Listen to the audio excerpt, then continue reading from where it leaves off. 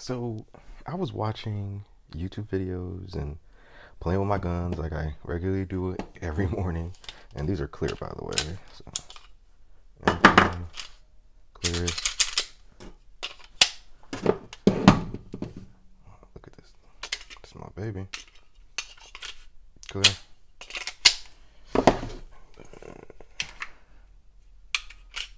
Clear. So watching videos, and I was having a hard time finding a YouTube video that I could watch for more than 5 minutes. And that's hard to do because I try to give people the benefit of the doubt in the two-way community when it comes to videos on YouTube. I try to show support and watch a ton of videos, and because after a while, don't watch so many videos that I gotta start watching these videos that from smaller creators and videos I got 6 views just because all the content I consume when it comes to like gun stuff. So if I to turn your stuff off, and a lot of times it's from the big creators too that I'm turning their stuff off because it's I have multiple reasons why I'm not fucking with Guntubers right now. So, and that's what I want to talk about today. So Guntubers as of late have been trash. For the most part, there's still some good stuff out there, but for the most part, number one, most of them feel like they're shilling at us. Feels like they're reading a script. Half the time, I'm watching a guntuber talk about a gun, and I'm wondering if they even like the gun. Do you even play with the gun? Are you happy with the gun? And most of the time, the answer is no because they got it for free, and they have no emotional attachment. They have no nothing. It's just a product. It's like a job to them. So most of the time I feel like they're acting and there is no real connection to their guns. They're just trying to sell us something. So I don't want to, and the way that they're describing certain things like the stats and all that, like we can read the pamphlet when online. So like the stuff they talk about is just pointless to me. Like what is the gun actually like when you use it? What are your gripes with it? How does it feel in your hands? Like, yeah, I can say that a lot. Like, that's important to me. Like, how a gun feels in my hand, the confidence level goes up. So, like, at least for me. So, how does it feel in your hands? What are your issues with it? Every gun I have certain type of gripes. There's no perfect gun in my collection, and I have a bunch of guns. I have a lot of guns. There's not one gun out there that I could say that is completely perfect. So, what are your actual gripes? Stop reading from a goddamn script and tell us exactly what you fucking think about the thing. And it's just, that's a big problem for me, the constant shilling. So, there's better ways to make money with brands than the way they're doing it now. It seems like a money grab and it's disingenuous and people can tell. I could tell. So, big problem for me. Two, videos are not fucking relatable. Most of these videos aren't fucking relatable. And I understand people are going to get in the comments like, these videos are not supposed to be relatable. Listen, the goddamn videos aren't relatable. Your general audience, the people you're trying to reach every day, is the regular American. Like, make your videos relatable to them. Like, there are people out there doing some crazy extravagant stuff. There are people out there with unlimited funds that can do a bunch of stuff. But that's not your core audience. So like half the time, the shit don't make no sense for your average Joe. So like this is one of my an example for that is like, for example, you'll see a EDC video. It's an EDC video, and they're talking about a gun. Oh, this will be a perfect carry. And they go over the talking points, all the specs, shit that we don't give a fuck about because we can look that shit up. They go over all that stuff, and then they're showing you B-roll of them at the range wearing the EDC gun they're talking about, the gun they're talking about in the video about carrying every day and all that. They're wearing it on their battle belt over the waist, over the waist. And it's like, how do people, like, how will someone see that and be like, oh yeah, that gun's awesome. That's perfect to carry. Like, it's not. And then they never show you what the gun looks like in a carry holster. They never show you what it looks like with them actually carrying it or drawing from concealed at the range. Like, if you're gonna be at the range, at least do that. Like, it's not relatable. Like, even if we're a zombie apocalypse or shit hits the fan, the last thing I'm doing is thinking, let me go grab my battle belt and throw one of these handguns on there, and then let's like The average Joe isn't thinking like that. So I feel like the videos need to be more relatable to average Joe shit. And I get it. They got to make their money and this, that, and the third. But it makes no sense to me. So if you're doing an EDC video, you're talking about a gun that you want to shill as a perfect carrying gun, show it in the fucking carry holster. Show us you carrying it. Tell us the gripes of you carrying it, because every gun has issues. For example, I love this gun. I love it. You guys will see a lot of this. I love it. But this motherfucker is chunky. Like, it's a chunky ass gun. Like, I love this gun and I carry it more than my other guns, but it's a chunky bitch. Like, half the time I'm like, damn, you a thick bitch. Opposed to like my MC9, like I have like 3 of these. Like, these are a joy to carry. Like, it's super thin, it weighs super lightweight, feels great in my hands. Like, I can go on and on.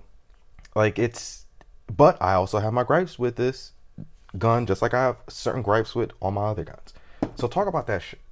So I just want relatable content and less shilling in these YouTube videos.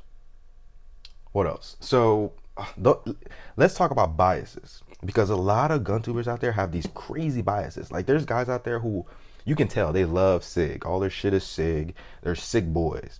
And they never say nothing bad about SIG. I've seen some comparison videos where a P320 did way worse than whatever other gun they were comparing it to, and they're like, it was close, but I'm gonna have to give it to the SIG. And it's like, bro, cut the shit, bro. Like, that's like that scene in Starsky and Hutch where they're fucking having that dance off, and then at the end, the dude from the King of Queens, I forget what the fuck his name is, he has, I'm gonna give it to my boy, blah blah blah, and like, it's clearly rigged. Like, come on, man. You have biases. And I'm not saying you can't have biases, because there's certain guns that I don't like as well, and you know, you probably won't see much of them on my channel, but I'm not gonna have blatant biases and gripes with certain brands and be completely blind and not talk about them and completely ignore them. Like, and it's very obvious. And I know you guys know a lot of the gun tubers that I'm talking about, they do this shit and it's very obvious, and the shit is annoying. So what else? A lot of the talking points that they have as well are either baseless or outdated. Like, for example, one of the biggest things that gun tubers like to talk about is triggers. Like, especially I see this in EDC videos and like carrying videos, and they're like, yeah, I tested this gun out, and they do this a lot with Glocks too. Yeah, you know, love it, you know, Glock perfection, and bro, you know, I always recommend people to go out and get Glocks, but my biggest issue with the Glock is that the trigger is clear. The trigger is gritty, and like, and you know, let me take out this. The trigger is gritty, and you know, the reset, and like, it's like, bro, cut the shit, man. It's 2023. In a defensive shooting, in a defensive situation where you have to use your gun, I don't know if you guys have ever been you know, in a shootout or had to maneuver under fire or whatever, but let me tell you, when adrenaline kicks in, when that fight or flight kicks in, I don't care if this trigger was 13 pounds, 6 pounds, 9 pounds, it's getting pulled. If I need to pull my trigger to defend my life, once that adrenaline kicks in and, you know, hands start to sweat, heart starts to race, trigger is getting pulled. Most people is going to be the same thing. And it's kind of like that thing where people say that, you know, a mom can lift up a car to save their kid if they need to. And it's like, I think, to me, it's the same thing. In a defensive position, you have to fight for your life and shoot your way out of a situation. The trigger could be fucking 15 pounds, 6 pounds, 7 pounds. You're going to squeeze the bitch. So like, I constantly hearing about this trigger shit. Like, oh, if the trigger was a couple pounds lighter. And it's like, bro, that's bullshit.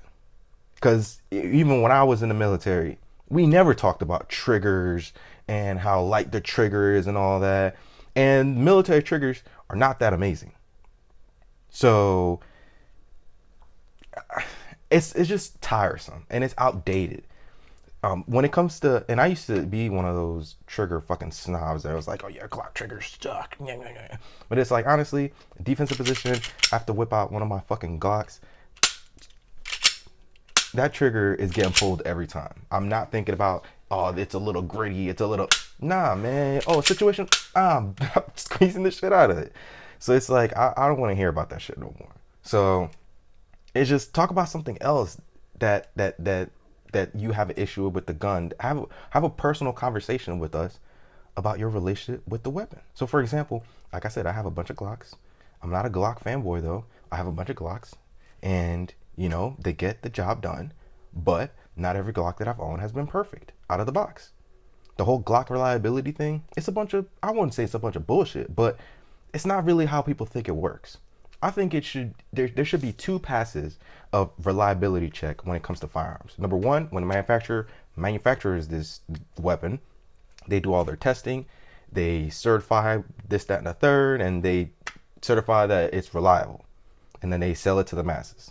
That's the first one, and it's not always perfect, and manufacturers have let unreliable guns be sold to the masses, but theoretically that's number one. Number two is when you actually buy this bitch, you should go home, you know play with it, see how it works for you, take it to the range, shoot the shit out of it, see how it works for you, see how reliable it is for you. That's the second pass. Because I own dozens of Glocks and 343Xs, and one out of the two don't work. And this is it. I mean, it works, but I have issues with it, and I haven't done anything crazy to it. All cosmetic, added the light, added the dot, have shield mags, changed the mag release to a metal one.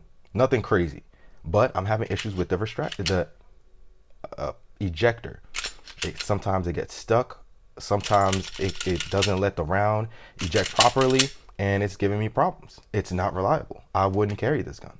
But if I were to just listen to fucking Guntubers about Glock reliability and this, that, and the third, and constantly recommending this, recommending that, I would have, if I didn't know any better, which a lot of people out there don't, I would have just carried this and try to protect my life with it if I needed it. And then if I needed to get in a defensive position, shooting, I would have been in big trouble, because every 2-3 rounds I'm having issues with this gun.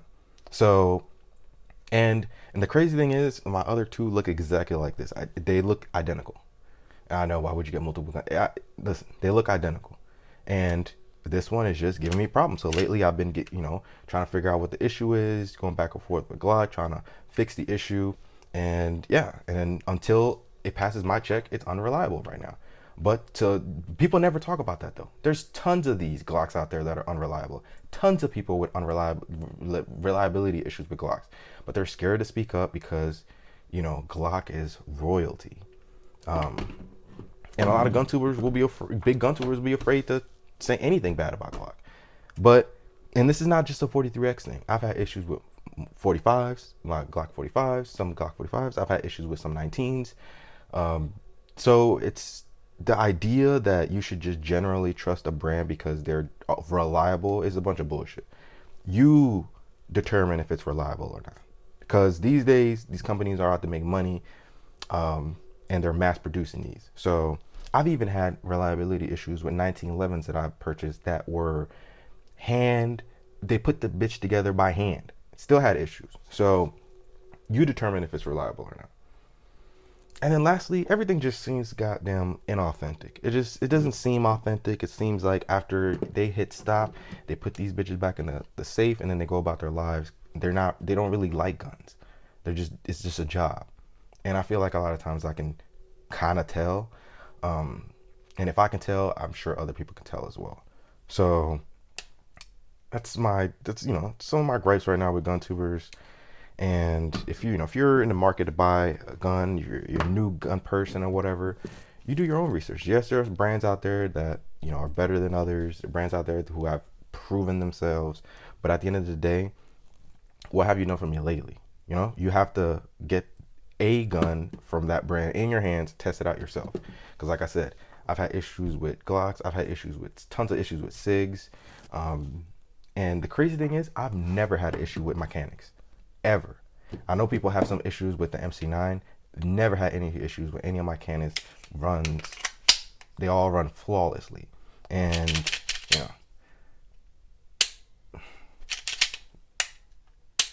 they all run great. So I would like, and I'm sure there's other YouTubers out there who have the same experience. They don't have any issues with the Canon, but then you'll see all these videos where like, oh, the Canon hasn't proven themselves yet. To who? What board are we taking these guns to so they can stamp it with their approval? Like, I don't understand. Like, there are military militaries out there that are using these. There's cops out there that are using these. Like, tons of people have said that they're reliable and they had no issues with them. Will there be issues? Yes, they're mass produced. But for the most part, a lot of people have great experiences with it. And I want more gun tubers talking about guns that people aren't talking about. Because it's cool to talk about SIGs. It's cool to talk about Glocks. But, I like to talk about the guns that people aren't talking about. So even something like this, like an AREX, like this gun, man, this thing, it shoots amazing. Never had any reliability issues. It looks fantastic. I mean, look at it. Look at it. The hammerback.